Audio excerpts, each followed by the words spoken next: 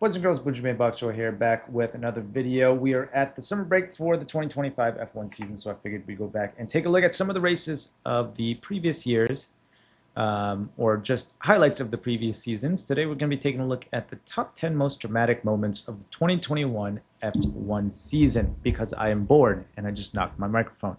So let's go ahead and take a look. I imagine more than half of these are going to be Verstappen and Hamilton moments, but let's see what they got. I can already see from down here, it's Bottas versus Russell. I'm assuming this is at Imola and the crash that they had on track, and I am right.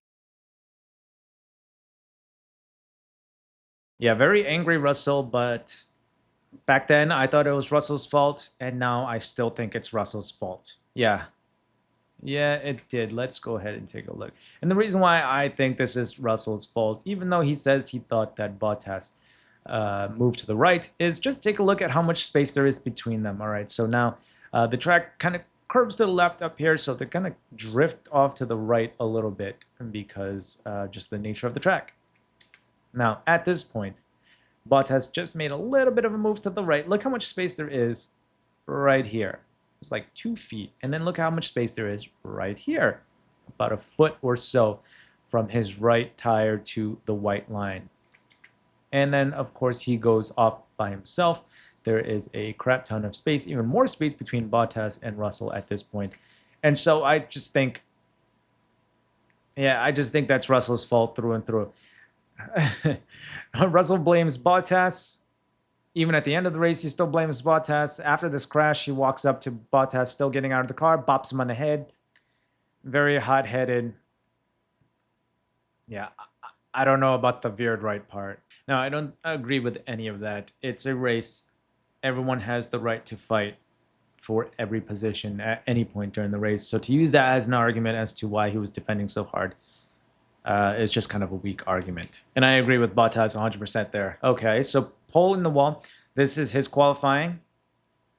Looking to take pole position and then smacks it into the wall right on the final corner.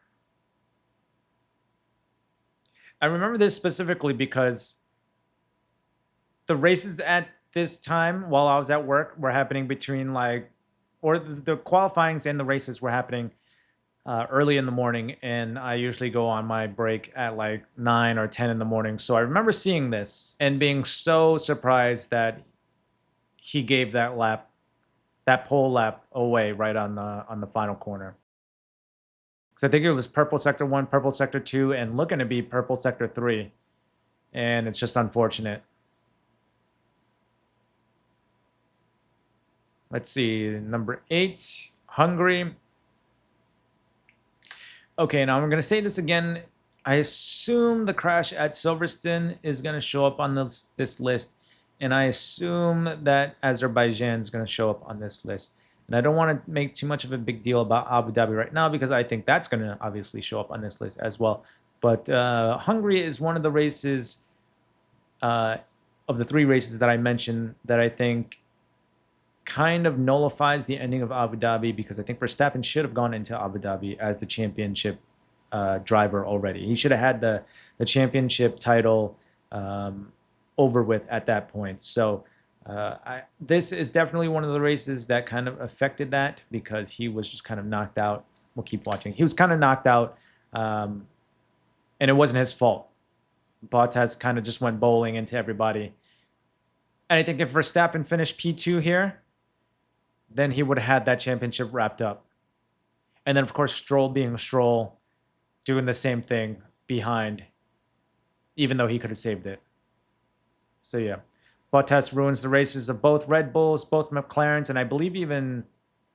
Do both Ferraris get damage as well? I know that at least Leclerc got damage. I don't know if it's Sainz got damage at this point. Did he? No, I think Sainz might have... Yeah, Sainz escaped damage there. But yeah, Lance Stroll just all on his own, just going into the back of the Ferraris and ruining his race.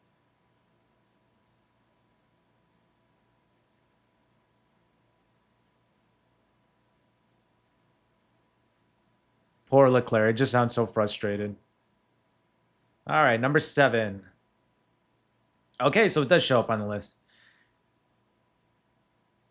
Yeah, now another factor here, the Red Bull pit wall said that they had no data predicting any issues with the tires, and the tire just kind of punctured on its own.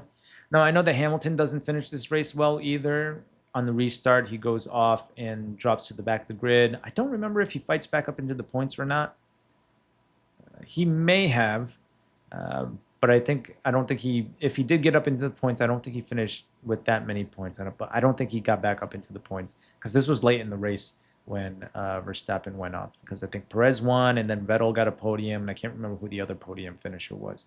But this doesn't affect the championship fight much because both Verstappen and Hamilton kind of don't finish with any points. But Verstappen was here at this point here, he was in the lead, so he would have come home with 25 points if he had finished the race in the lead. So again, this is another race that I think if this freak incident hadn't happened, he would have had the championship wrapped up before Abu Dhabi. I'll tell you why I keep harping back to missed opportunities for points for Verstappen at the end once we ultimately get to Abu Dhabi. But yeah, so here's another race that he could have had 25, maybe 26 points if he finished with the fastest lap, where he ends up with 0 points. Because it was such a good season. They were close in the points all season long. They had some very close, good racing.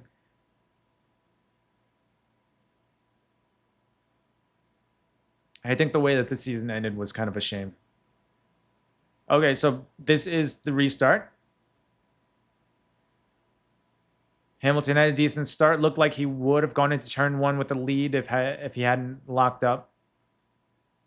So that's Gasly in P3. I don't know. Does Gasly finish in P3 in this race? I can't remember that.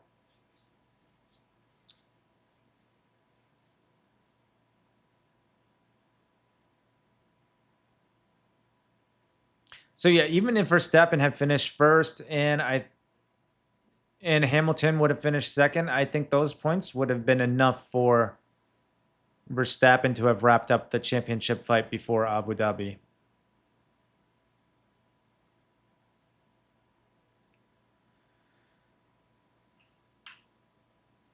So he does finish in front of, well, and this is Parc Ferme, so I can't say. He is parked in front of the Williams, but I don't know if he finished ahead of the Williams here.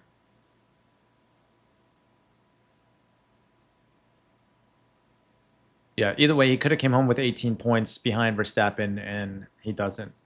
Lando loses win. Yeah, this was also disappointing because then he had to wait another, 3 years before his first win? And the team had been on the radio with him. Once the rain started, the team had been on the radio with him pretty much all but telling him to come into pit. They asked him if he wanted to come in for inters, I don't know how many times in the last couple of laps with the rain. And every single time he would give him answers like, no, I don't want the inters, or answers like that. And unfortunately, it doesn't work out for him because the drivers behind come in for the wet race. I mean, at that point, they had nothing to lose, right? They weren't going to win the race anyway, so you might as well come in, get onto the wet tires or the inter tires anyway, and see if they can make up that time. So unfortunately, Norris doesn't make the right decision. He turns the team down for the inter tires a couple times over the radio, and then this happens. And while this is happening, the other cars behind on inters are catching up and then ultimately overtake him when he does box for the inter tires.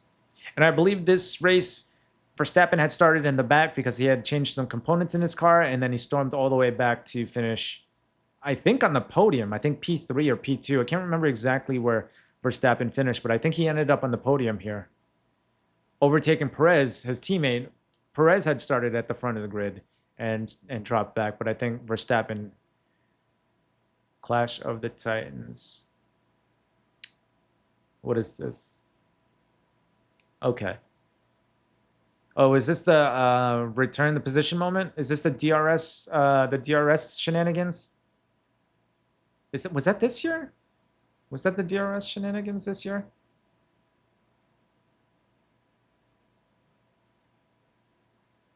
It is. It is. Okay. Okay. I wasn't sure. I wasn't quite sure what year this happened. But yeah. And there's a reason why Verstappen did this, right? They told him to give the position back. He's trying to give the position back. As you can see that white line on screen right there. I think that's the DRS detection zone. And he's trying to give the position back to Hamilton in a spot where he can just give the position back right at the end of the corner when they're both really slow. Verstappen knows what he's trying to do, so he's trying to come into the corner behind Hamilton and get the DRS so that he can then overtake Hamilton on the straight with DRS again. And I think they changed the rules. I don't know if it was this race specifically, but they changed the rules so that that doesn't happen. You cannot just give up a position and then overtake them on the next corner. And this is one of the reasons why. It's because now you're kind of braking hard and slowing down right to the entrance of the corner. And then if there's any cars behind who don't really know what's going on, they're not involved with the position swap. They get to the corner and all of a sudden there's just two cars pretty much dead stop on track, and it just causes a danger on the track. So they changed the rules. Like I said, I don't know if it was specifically because of this incident right here, to where you cannot just hand back a position and then overtake on the next straight. So I think you have to give the position back and then stay there for a corner or two. I don't remember the exact rule, but I think this was one of the reasons why they did that. So they also changed the DRS detection line. I try to say zone and line at the same time.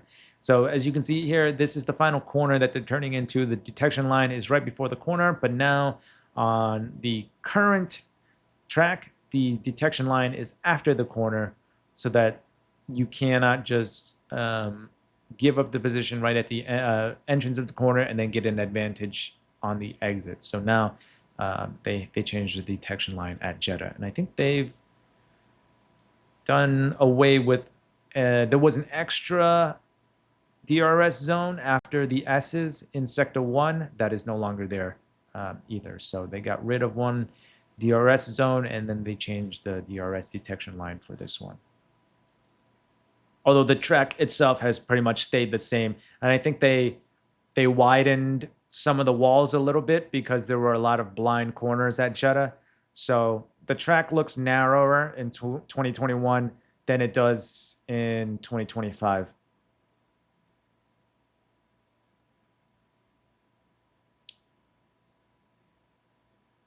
And I can't remember, did Hamilton win this race? I think Hamilton won this race, right?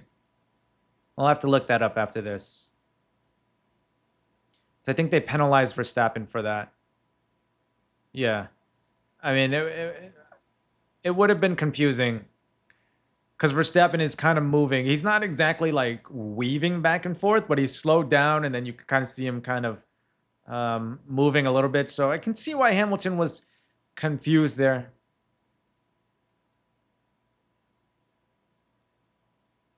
Verstappen with a little gamesmanship there. We all know what Verstappen was trying to do. He was trying to get that DRS detection line to Hamilton to cross it first so he could have DRS. And then here's another incident where they come together and Verstappen ends up on top of Hamilton. And I think what causes this incident is just that gray area in the rules section. Even right now in F1, there's the if car is alongside, you must give them space, but how alongside is alongside. I think most people say if their front tires are ahead of your rear tires, then they've earned the space. But at this point, the stewards were still allowing the defending car to push off any attacking cars, and half the time they would get penalized, and half the time they wouldn't. Very similar incidents. Half the time they would get penalized, and the other half they wouldn't. So I can kind of see why Hamilton is trying to push him off track, but Max Verstappen is Max Verstappen. He's not going to let off the throttle and give up a corner like that, especially if he's got the inside. So Hamilton should have probably left a little bit of space. Probably should have realized that it was Verstappen on his inside, and Verstappen was not going to let off.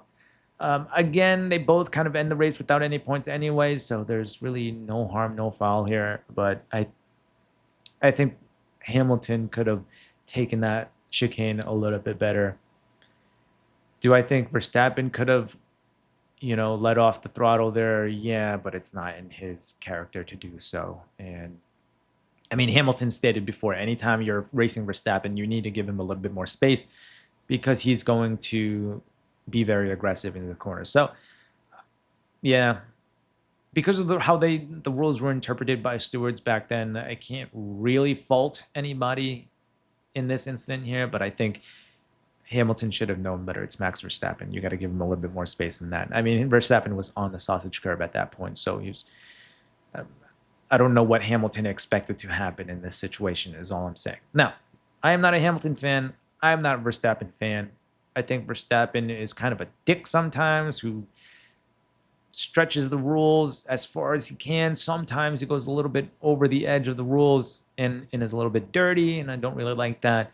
And sometimes Hamilton's kind of a crybaby, and I don't really like that either. I am an Alex Albon fan. I've been suffering for like 6 years now, so I don't have a dog in this fight. I'm not biased for or against either driver here. I'm trying to be as unbiased as possible. But neither one finishes those points. And thank the Lord that the halo was implemented here, because I think Hamilton could have been seriously injured. I mean, look at the top of Hamilton's car there. I think Hamilton would have been really, really injured if it wasn't for the roll hoop and the halo in this situation. Because Verstappen literally gets on top of the car and just slides across the top. So very fortunate that Hamilton did get hurt. This will be a very good angle. Yeah, look at that. Holy cow. Oh, yeah, you can even see that. I think the tire hits the top of his helmet there. So, oof. Yeah, you can see that. His tire is right in the cockpit there. Where are we at now? And here we are. At one of the races that I mentioned earlier at Cops. Going into Cops, I should say. The big shunt. Now, they're banging wheels before they even get to Brooklands. Hamilton gets a better launch going down towards Cops.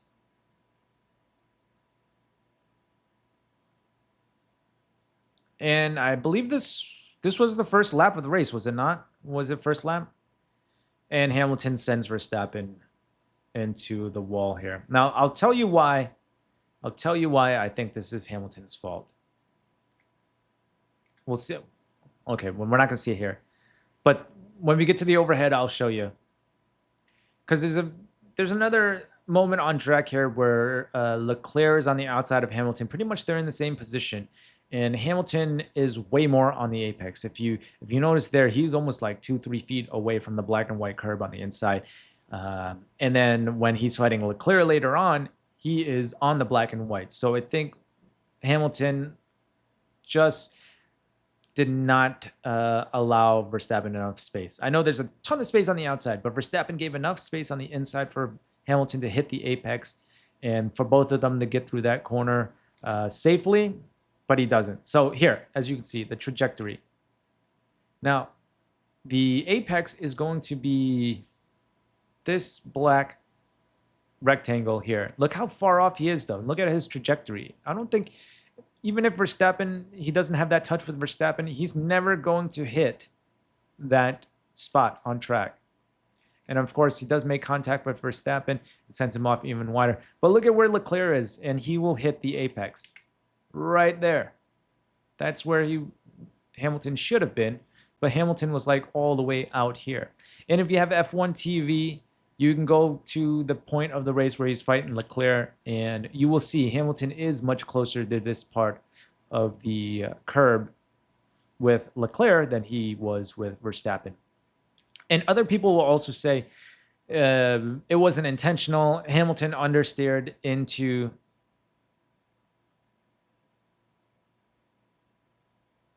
Now, I normally agree with Martin Brundle, but in this case, I don't agree with Brundle. I think he knew Hamilton was there, and he knew that Hamilton was going to go up the inside. He left plenty of space, and Hamilton just drove into him.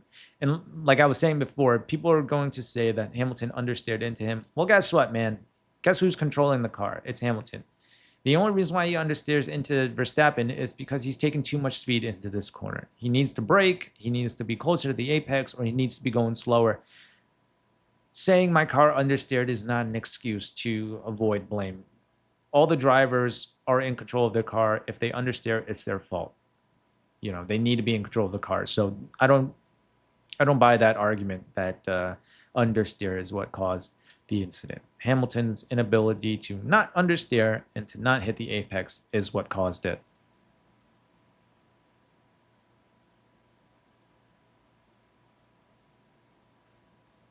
Yeah, I don't think it was a close call. I think that's all on Hamilton.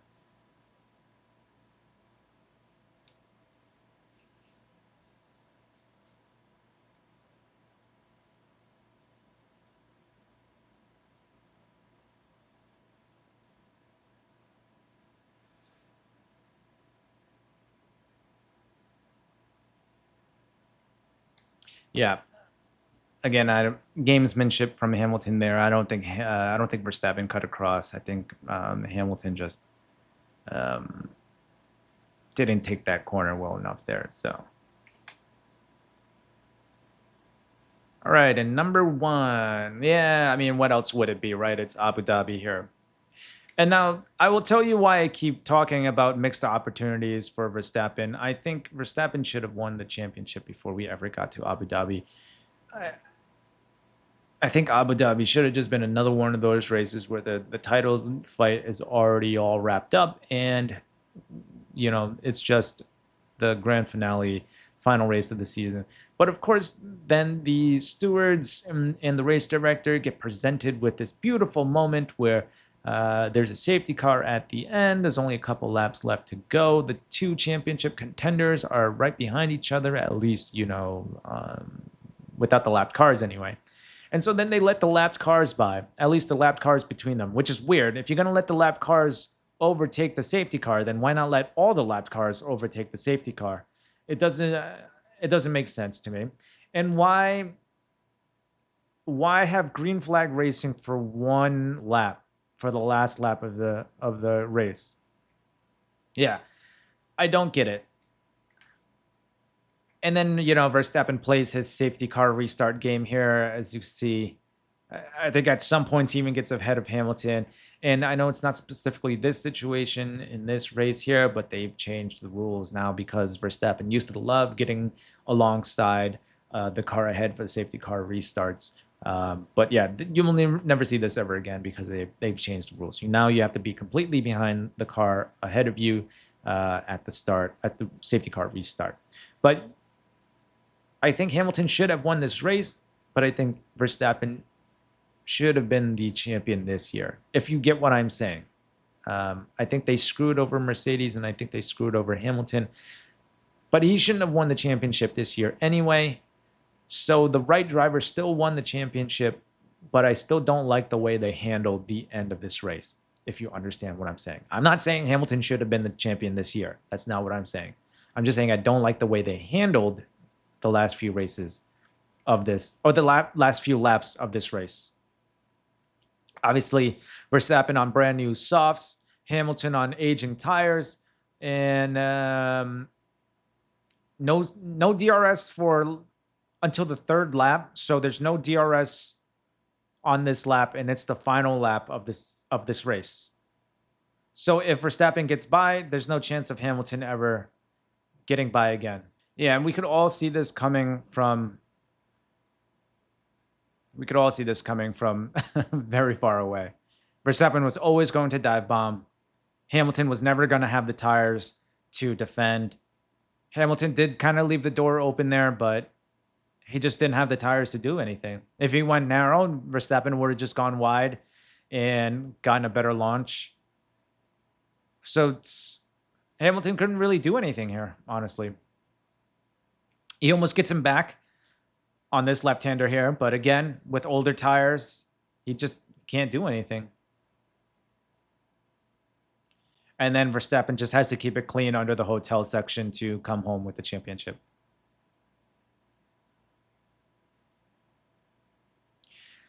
So yeah, there you go. I mean, it's a shame how the season ended because it was such a very good season for F1. A couple contentious moments there with Hamilton and Verstappen coming together, but other than that, it was a very close fight all the way till the end. I still think Verstappen should have won the championship before we got to Abu Dhabi. Don't like how this last. Okay, you know what's weird? I've always heard that radio call, but I've never actually seen the video of Toto flipping out with the radio going on. Yeah. Don't like how this race ended at all, but like I said, I still think the right man won the championship this year. Verstappen was just, I think throughout the whole season, Verstappen was just the better driver.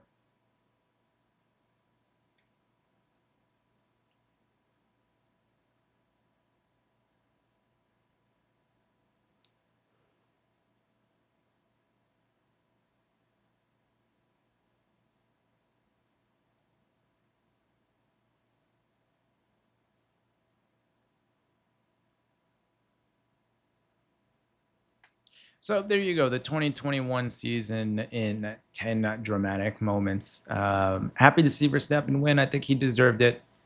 Still didn't like how that season ended. And then, of course, it was a talking point for the entire winter for that winter break.